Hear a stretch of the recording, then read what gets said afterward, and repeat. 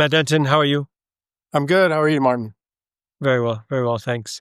Really happy to have you on this fireside chat. Look, for the benefit of the audience, it would be great if you wouldn't mind just giving a little bit of an introduction, a bit about yourself and your background, your work history, and what's brought you into the value space. Sure, no problem. Currently, I'm the VP of Customer Success and Value Management at ID.me. I've been here for almost 2 years. But I guess by way of background, I started in this space unknowingly in a marketing role at GE in their healthcare business. And I was actually their healthcare business and also in their trailer fleet services, asset intelligence business, doing business cases for companies like Swift and Knight, and then in terms of how they can optimize their fleet, and Walmart as well. And then moved that into healthcare, and I was doing business cases for pharmacy and doctors so they could understand like the benefits of doing PET scans and radiopharmacy work and that type of stuff. So I didn't know it was value management at the time. It was just kind of the job I was doing. And then It was just business. yeah, it was just business. We were just trying to close deals and talk about the value that we could deliver and help get some of these deals over the line. It wasn't until I moved into VMware where I realized like value engineering, what it was being called, was a thing. And then started at VMware kind of with a few people and helped build out the practice there. And then moved into ServiceNow a few years later, built out the ServiceNow practice for about 5 years, which was part of Inspire. That was a global role where we went from about 3 people to nearly 100 at the time. And then moved over to Confluent, did the same thing, built out a global practice over at Confluent, and then joined ID.me as an individual contributor, pretty much to grow the practice from the ground up. And then since then moved into this customer success role as well. So that's kind of the background there. Amazing. There's quite a few areas there, just from your experience, I'd love to unpack. One is, let's start from the reverse chronological order, your current role. So is business value, is a business value role within customer success, or is business value part of the customer success remit? They're separate teams, but we do, obviously on the customer success side, we're more focused on the value realization side of things. I was going to say, yeah. And then on the value management side, it's kind of the customer life cycle. So we're doing things on the pre-sale side as well. Because value realization is the growing theme in this entire space, for all the obvious reasons, right? Yeah. And how, in your experience, how does the actual day-to-day of value realization tracking differ from the pre-sales value engineering side? It's really not that different. I think oftentimes people think they can't do value realization because they never did a business case to begin with. And I think you'll find, a lot of your customers are going to fall into that category. So if you think about when we're doing a business case, it's usually like, what's your current state? Where do you want to go future state? If we're doing value realization and they don't have a business case to begin with, it was like, what is your previous state? What's your current state? So we're going through the same motion. It's doing that discovery, but the time horizon changes. And then obviously where we've done a business case and we're, coming back 3, 6, 12 months later, we can reference that initial business case and then see if we've made improvements or not, based on that. Do you find the data points or the source of that data is different? Because I would presume on a value realization, a lot of the value metrics will come from internal data sets that the customer has. In my current role, we have telemetry data that we do leverage. So we can't see everything, but I see enough of like the leading indicators to have a hypothesis what they're getting. So we can come in with a point of view, and then we're testing that point of view with the customer. And then if they're open to it, they'll be sharing the information with us to really hone it in. Yeah, it makes a lot of sense. And we actually see it as well with our own company, with Simbi, because oftentimes we'll start with a customer that they'll say, well, this is great, but we don't have a lot of these data points really to build the the point of view, or at least the foundational benchmarks. And actually, you can use value realization to extract that information from existing delivery, because you can then use a value realization tracker to talk to existing customers and say, like, we'd love to dive into the value we've delivered to you. And if you do it with enough customers, you can then build some degree of a benchmark, and that works quite nicely. Yeah, correct. And that's the benchmark data is kind of what we use when we're doing the hypothesis. So for us, like for one of our segments, we're looking at conversion rates of their website. So if they won't tell us that, like, we know because we've talked to over 100 other retailers, and it's kind of like, well, we think you've probably fall into this area. Are we close or not? So, and I presume that just lands a lot of credibility. Also, like you're dealing with a prospect would be dealing with somebody that they know that gets their business, right? True. Yeah. And so you mentioned you were working in marketing before that. And I have seen, an indirect link between marketing, at least on the product marketing side, and value, simply because, from a product marketing side, at least, that is a role that tends to capture a lot of market data that then can be used to start to build some of the value hypotheses. Talk to me a little bit about that transition. How did you go from a marketing role into business value? Yeah, so the marketing role I had at GE, it was more like a strategic marketing role. So it was about like trying to figure out which market segments we should go after, how are we going to penetrate them, which customers are we going to go after. It was more of that type of stuff. So this was a company called GE Asset Intelligence. It was a spinoff from Trailer Fleet Services. We were doing satellite tracking.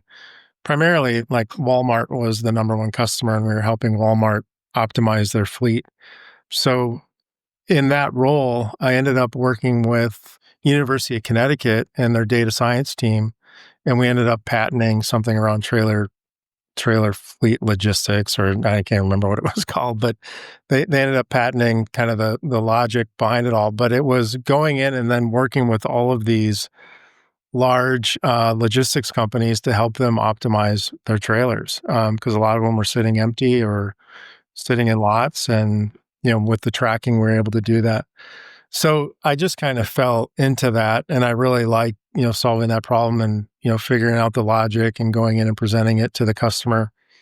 And so when a friend of mine asked me about joining VMware, he talked about doing something in this value engineering space, which I was just like, I have no idea what that is. But then as we got talking about it, I'm like, this is pretty much what I've been doing over the last 5 years at GE. Just didn't realize that's what it was called. I would say it was pretty simple to make that jump, once I had a better understanding of what it entailed. Yeah, and I've seen that quite a bit in many of these discussions with value engineers or business value consultants, where it kind of stumbled into the role without realizing that they had kind of already been doing it. It's not a role that you kind of get out of college and you in college, you don't think, I'd love to be a business value consultant or a value engineer. People stumble into it from many different walks of life, finance, consulting, or general business. What is it about value that really inspires you, or that really compels you? I think it's just, it's changing the conversation with the customer. I think we've all been sold to when it's like someone just trying to push something on us and talking about a product or a feature. And it's, I find it quite kind of annoying when someone's coming about it that way. But if they strike kind of that chord where it's touching a nerve, it's touching something that either you personally value, or it's going to help you with your role or your company achieve its mission or its objective.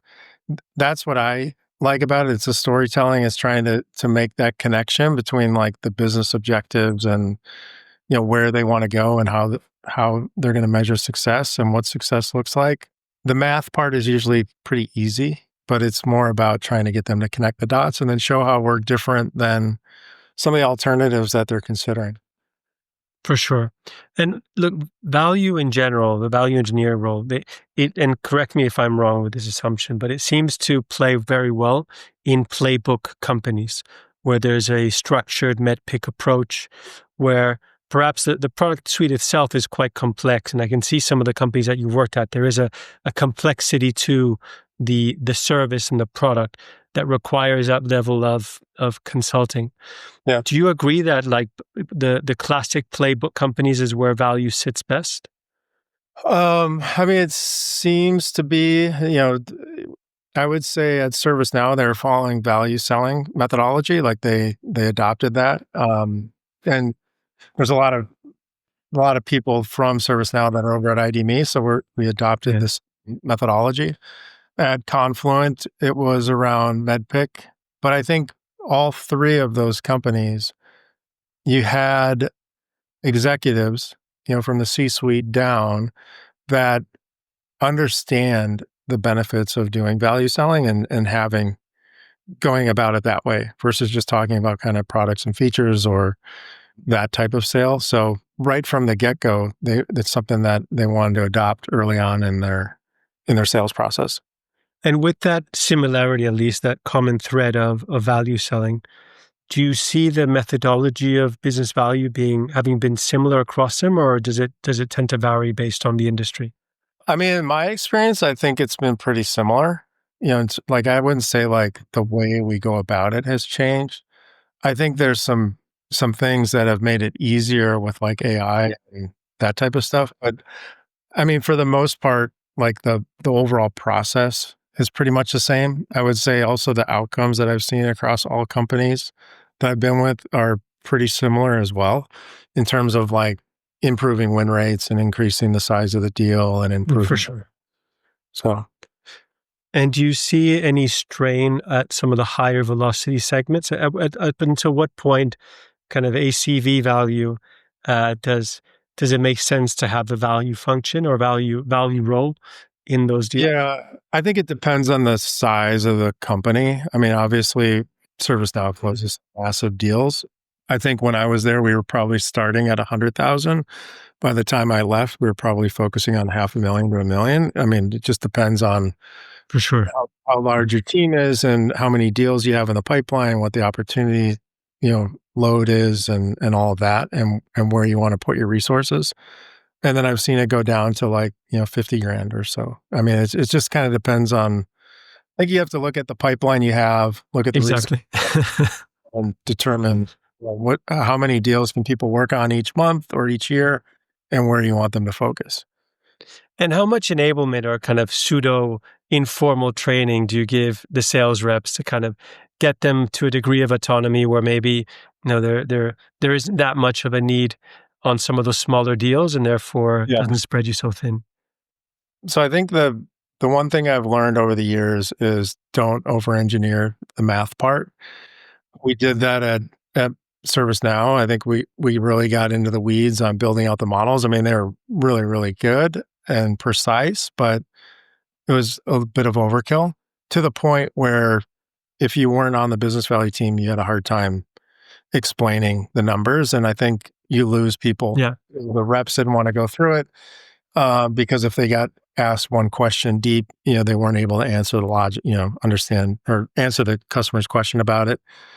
And so they didn't want to look stupid. So then they didn't adopt it. So the one thing I learned was like, we need to make the math extremely simple, like third grade, fourth grade level, A plus B plus D equals C, and really dumb it down. And it sounds simple, but I think there's like a beauty in that in a way. And it can be challenging to simplify something that could be complex. But that's the piece that I think helps drive adoption across the field. And not only that, it drives adoption with the customers. So, we open up our models to the customers so they can come in and use them as well. And we want it to be intuitive. We don't want to have to like teach them how to use it. So it's like, here's a link, come in, play around with the numbers and see for yourself. So so in terms of like the sales enablement, every time we like launched a new program, we would enable the field, whether it was like in person at a sales kickoff or on Zoom, globally. But then it's working with the reps so they get an understanding of the process and the flow until they kind of feel comfortable doing this stuff on their own.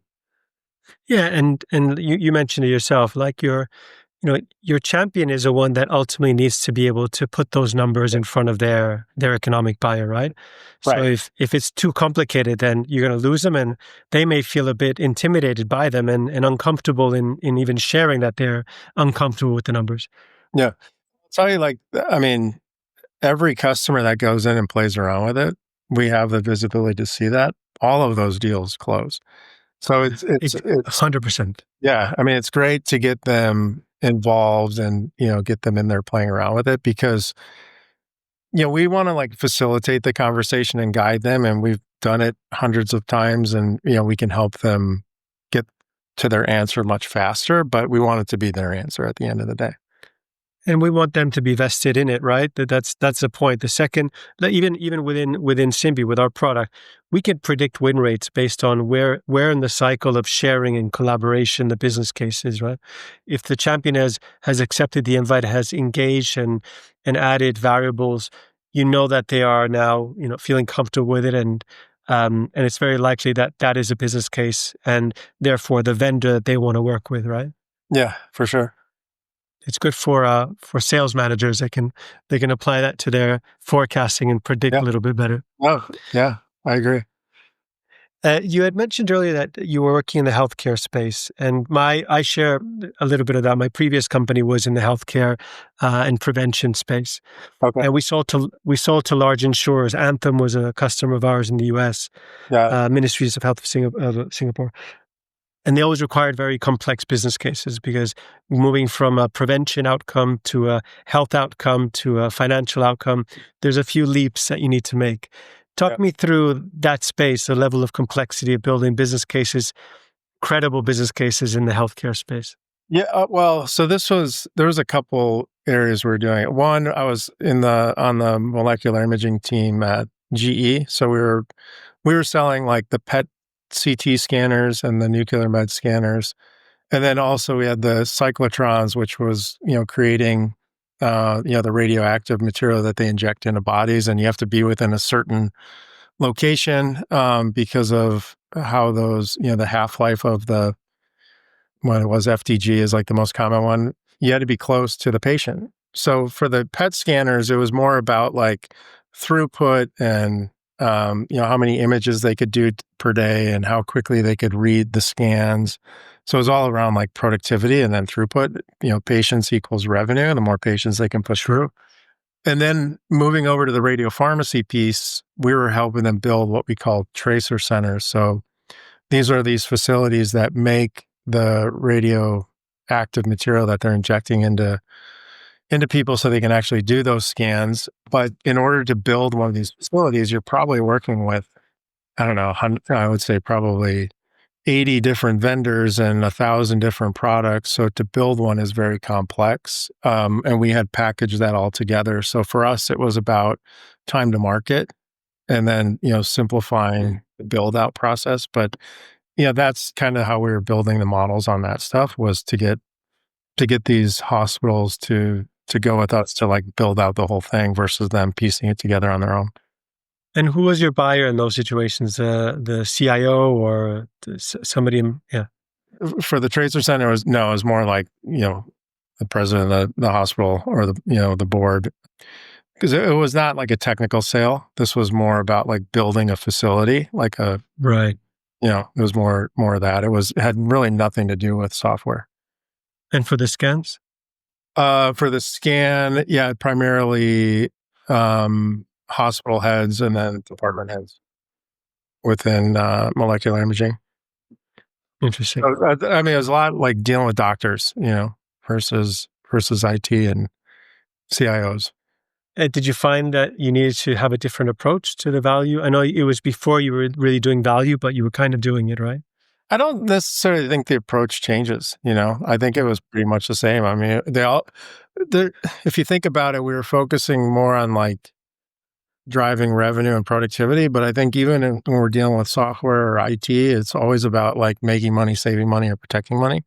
So there's Yeah. usually, like, a revenue component, or there's a cost out efficiency component, or there's a risk reduction component. So I think those Yeah. three things transcend all It three. always. Yeah. So it does, yeah, it doesn't really matter. I think what product or service you're selling. kind of fits into those categories. Yeah, all roads lead to revenue increase, cost reduction, or risk mitigation, right? Right. Yeah, I think so. Something like And then I would say also amazing. maybe, you could throw in like customer experience or something. Yeah, yeah. NPS, that kind of thing, Yeah. for sure. Great. Well, look, Matt, thank you so much. I do have two more relatively uncomfortable questions for you. The first one is, in your various roles in the value space, who's the best value engineer, business value consultant you've worked with? That's definitely put me on the spot. I've worked with a lot Yeah. of business plans, but I got to go with my guy, Jared Latham. He works for me right now at IDMe, and we work together at Confluent. We've been together for 3 or 4 years now. But yeah, I trust him with everything, and he's doing an amazing job. Yeah, you see, there's great partnerships in this space, and people tend to move from company to company in many groups, which is Yeah. always a great sign. And equally within the sales space, I know business value always tends to partner really well with the account execs or the sales team. Who's the best account exec you've worked with? Chelsea Murray, who's again at IDMe as well, has like really done an amazing job bringing in the value team. And not just like bringing us in so we could do the work for her, but she's really understanding the customer, their problems, what they're trying to achieve, chasing down like numbers and metrics and things that we need in order to build a business case, challenging us as well. If she's, real, I mean, she's really like digging in to understand the numbers. And if she sees an error or thinks like something's off, like pushing back on us. So yeah, she's done an amazing job, like almost acting as a business value consultant versus just like making the phone call and bringing us in. So I appreciate that. Amazing. Matt, thank you very much. Really enjoyed Yeah, our conversation. thanks for having me. Appreciate it. Cheers. Cheers.